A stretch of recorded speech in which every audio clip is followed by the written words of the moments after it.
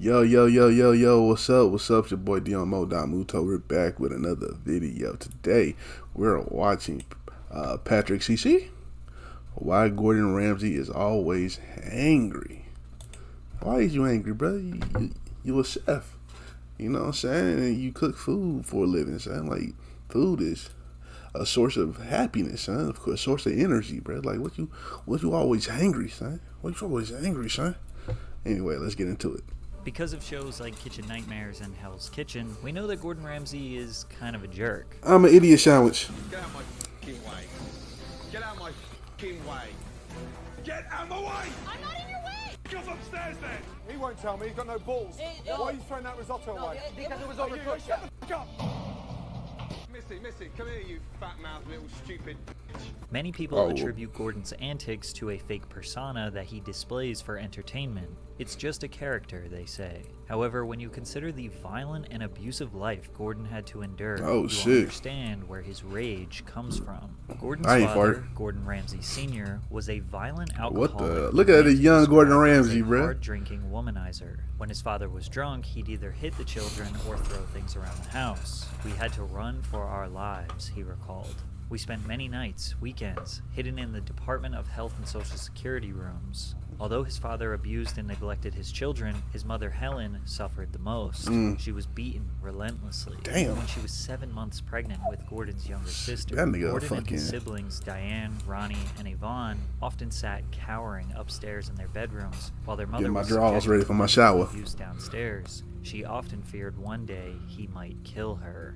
Gordan was already bigger than his father by the age of 12, but he never fought back. I don't know if I could ever have hit him. We were never big or strong enough to stop him. He had power. Yeah, just because he was over 12, us. don't mean he was. The crazy yeah. part is, the kids often spent time in Child Protective Services. Police would take their father away during his outbursts, but it was only temporary, as they would eventually return under the same roof as him. That's They crazy. could not escape. To make matters worse, Gordan's father didn't even support the family financially. His mother was a career nurse, and his father just worked various dead-end jobs. Dad would often have a fallout with someone at work and get fired, and because our home often came with his job, we would become homeless and have to move again.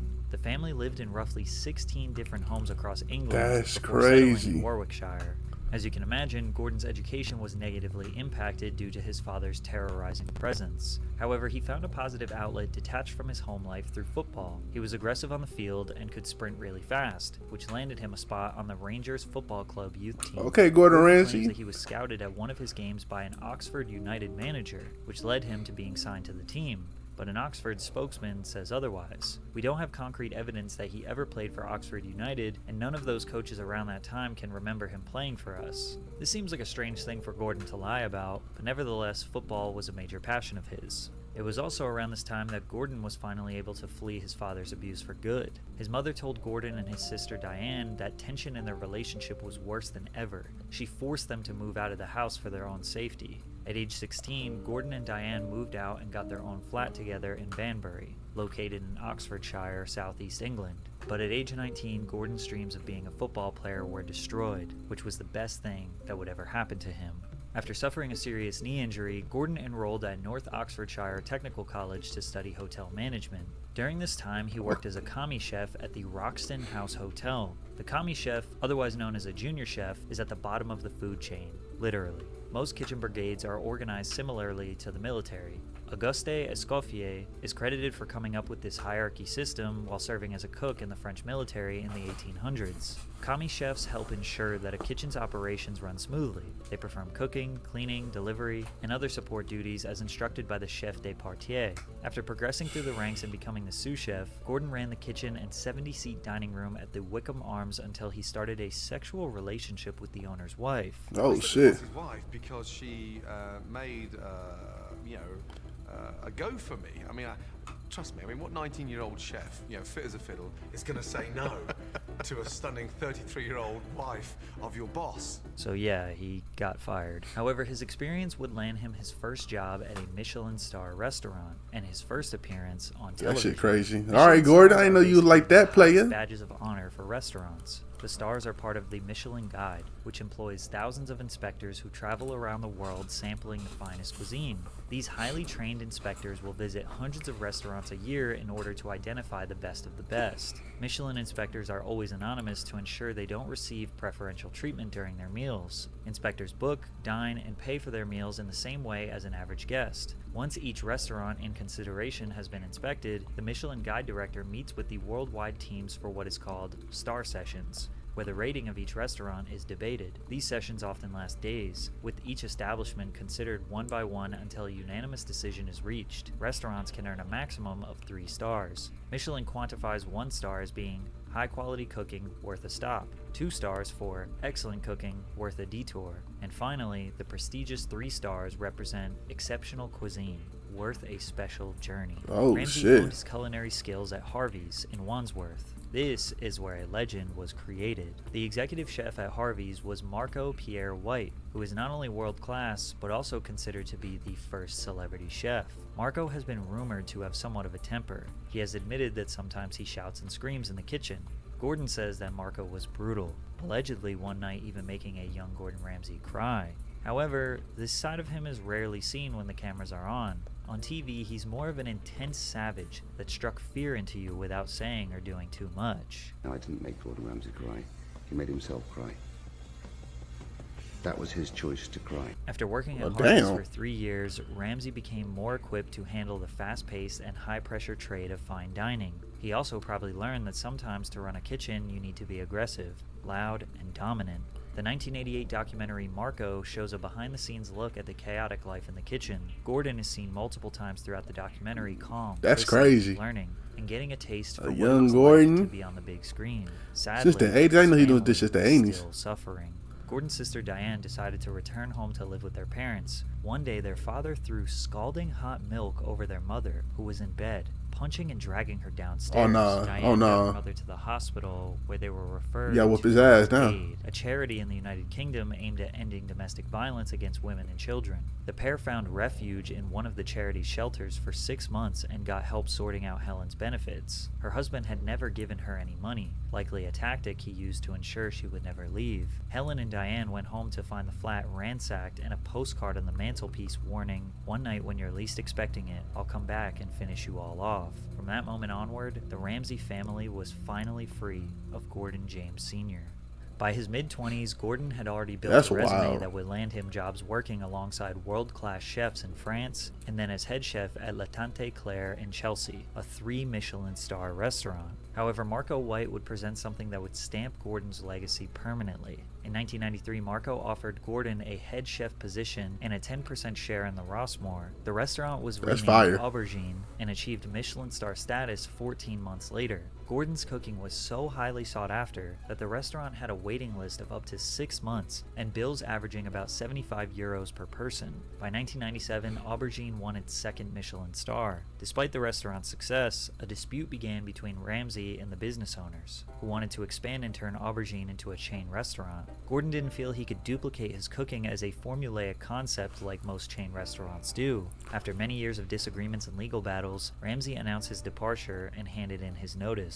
The entire staff at the restaurant followed Gordon and participated in a damn. walkout. Ramsay later referred to it as Black Friday. He described the decision to set out on his own as the most important day of my entire cooking career, the most important decision of my life. Gordon decided to purchase and open his own restaurant called Restaurant Gordon Ramsay in Chelsea in 1998. The journey of opening his business venture paired with a television documentary series called Boiling Point. The series only had 5 episodes, but gave viewers a raw, behind-the-scenes look at Ramsay and his element. Along with his cooking methods and expertise, he tried to impress food critics. I didn't know he was on and also TV for this Michelin long. Star. Although the series was short-lived, Ramsay's vulgar language and hostile nature were on full display. He 98. quickly became I was known for born his this loud year. mouth and short temper in the kitchen. This guy got fired for drinking water. Standing in front of the fucking glass, drinking fucking water.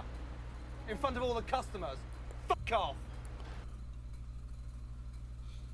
But even Nice. with these Drinking. explosive That's moments, crazy. it still feels tame compared to what would come many years later. After establishing his first restaurant, Ramsay expanded and opened several restaurants across the United Kingdom. He earned his third Michelin star in 2001, making him the first Scottish chef to achieve the feat and securing him a lifelong legacy at the age of Legendary. 55. His second TV show portrayed Gordan in a much more genuine and humble way. Ramsay's Kitchen Nightmares was a 2004 show where Gordan visited failing restaurants and helped to improve the establishments in just 1 week. He then revisited the restaurants months later to see how each business fared in his absence. Kitchen Nightmares was a huge commercial hit. Ramsay initially came off as quite relatable. He was very candid but still supportive in a positive manner and genuinely wanted to see businesses succeed. He used his time wisely, learning the staff's strengths and weaknesses and the town's culture surrounding each restaurant.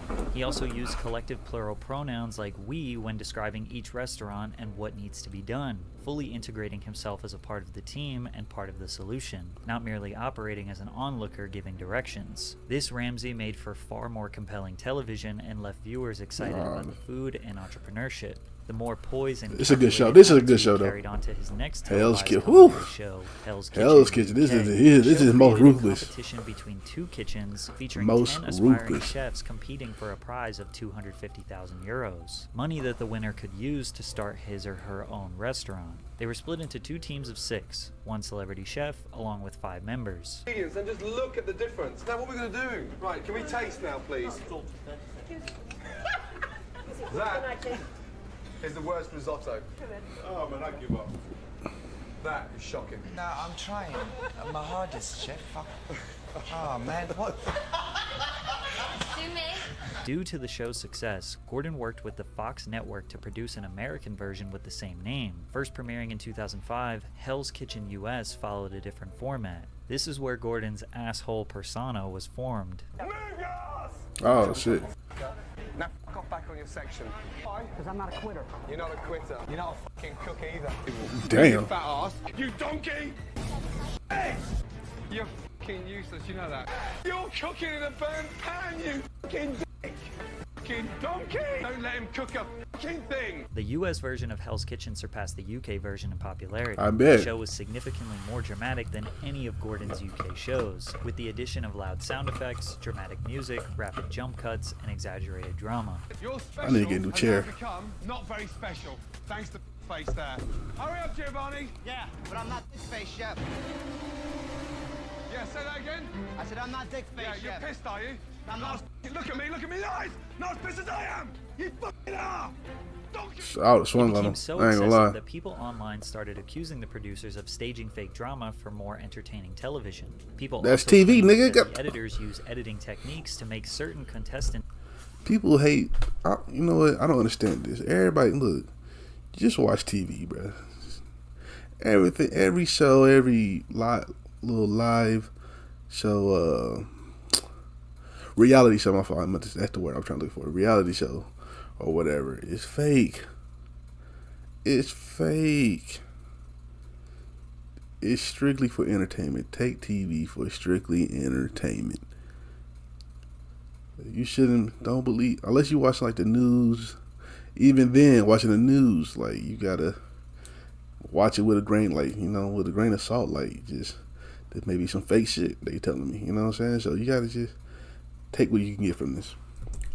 appear as poor performers to justify their elimination later. The most obvious example was the case of Amanda Tech Moore, who you can clearly see cooking here, but the only problem is that she was eliminated 3 episodes earlier. Essentially, they're using old footage of contestants, for example, Gordan yelling at someone in episode 1, to justify their elimination in episode 10, even if they didn't do anything wrong that day, since the show is not premiering live and viewers wouldn't be able to notice the difference. Another major controversy in regards to the show being staged occurred when contestant Joseph Tinnelly from season 6, during one elimination round, angrily confronted Ramsay, challenging him to a fight, before being escorted off the set. You want a f***ing jacket?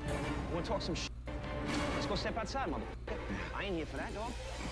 The incident drew criticism from viewers suggesting the scene was potentially fake and course. conducted to add more drama and tension to the show to increase viewer interest. Of course. However, it was this tumultuous persona that may have ruined his UK television presence. Okay, this was asked for, well done, and this person is sending it back. And let me just tell you something. You know, in terms of well done, look, we praised it. What is that? That's well done. That is well done, so stop bringing me shit! What about this, Gordon? That is well done! What about this? It's well done! Without the added sound effects and intense music, Gordon's screaming looks less performative, which made viewers think he was actually just a jerk. But the USA audience couldn't get enough of Gordon. He was a rock star. He worked with the Fox network again to produce an American America version of love Kitchen Gordon, Nightmares. man. First premiering in 2007, Kitchen Nightmares US followed the exact blueprint as the Kitchen. original, as the owners invited Gordon to spend a week Damn, that with show the lasted from restaurants 07 to to revive 20. the It's still business. going on? However, like the US version of Hell's Kitchen, Kitchen Nightmares was more dramatized and featured Ramsay displaying a visibly short temper, regularly yelling profanities and insulting his staff. Gordon once even said the F word 298 times in just 2 episodes. When you saw those 2 What? Kitchen Nightmares condensed into 1, last year when they had those 298 fucks, I wasn't proud of that. There has come a time when, at the age of 43, I'm getting a bit tired of the foul-mouthed bully chef. In that same interview, Ramsay was adamant in his refusal to pander to elderly British viewers by trying to act like anyone other than himself. So on one hand, he admits he isn't proud of his excessive outbursts. On the other, he isn't just going to act like a proper lad to please his UK audience. Yeah. Plus, in 2017, he came out with a show called The F Word, so I don't think he really cares that much. Fuck Both that versions mean. of Kitchen Nightmares produced 7 seasons and were canceled collectively in 2014. As of September 2021, Ramsay has accumulated a net worth estimated to be around $220 million, with an estimated salary of $225,000 per episode. Gordon typically earns roughly $45 million per year from his media and restaurant business. His shows Damn. account for more than 75 I should hours do of that. programming Woo! and more than $150 million in ad sales for Fox. With restaurants in the UK, US, France, Italy, China, South Korea, and Qatar, his empire has expanded on a global scale. Evidently, being a dickhead pays pretty well. But Gordon Apparently. is also able to act like this because he has started at the very bottom and grinded for decades Yeah, mastering this is his starting from the craft. bottom, for These real. days, you could see him on TikTok telling people how terrible their cooking is. Whether his rage comes from his father's abuse or from the perspective of a passionate teacher wanting his pupils to learn, it never gets old seeing Gordon Ramsay absolutely destroy someone's cooking. Now, this is starting from the bottom, guys. You know, this is starting from the bottom. You know what I'm saying? Don't let these people tell you otherwise. This is starting from the bottom. You know what I'm saying? And working your way up to the top, man. You know what I'm saying? Like, don't let these other people tell you why otherwise. You know what I'm saying? So, shout out to Gordan Ramsay, man. You know, I ain't know he had a tough life like that, man. You know what I'm saying? So, that's crazy to even know that, man. So, anyway, shout out to Patrick CC for this video. You like my reaction, make sure you like, comment, subscribe, and I'll catch you next time. Peace.